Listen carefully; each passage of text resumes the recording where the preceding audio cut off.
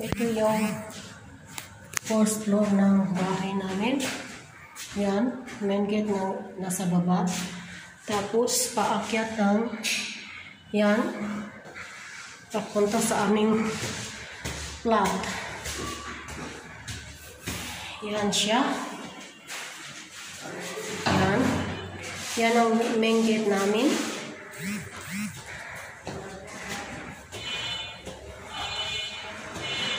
Ito yung main gate namin.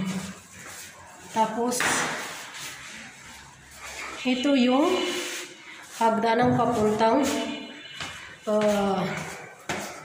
12th floor.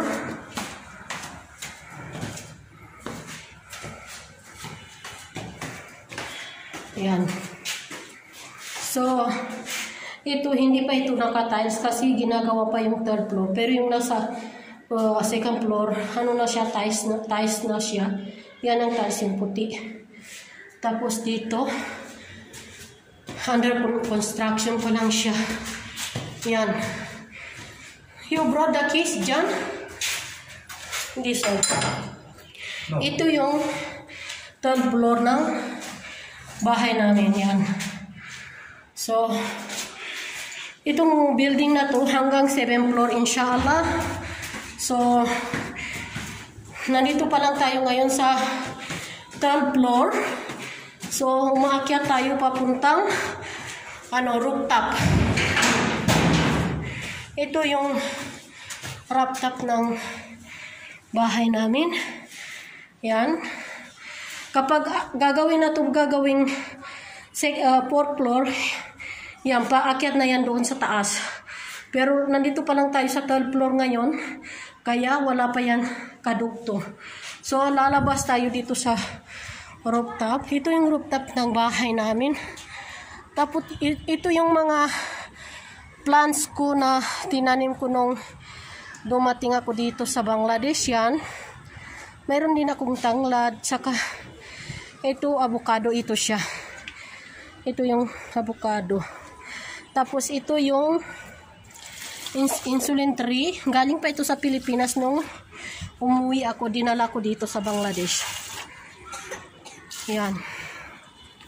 So, ilang beses ko na ito inarbisan yung itong gulay na to. Yan siya. Ito yung mga kapitbahay natin, itong mga matataas na building. Nandito tayo sa pinakamataas. Nasa 3rd floor tayo ngayon. Kaya lahat ng kapitbahay namin mga mataas yung building to dito sa namin, malapit sa amin. Na ito yung very strong, pilar ng bahay. So, lahat ng rooftop dito sa Bangladesh, mayroon ka makikitang mga tanim. Yan. Kahit saan ka umiikot, may tanim ng bahay sa itaas.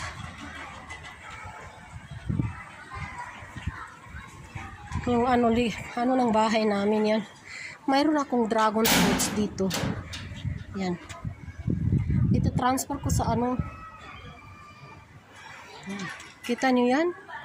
Ang lalaki ng tree. Tapos yung doon, yung papaya ang dami ng bunga nasa itaas ng tuktok ng building.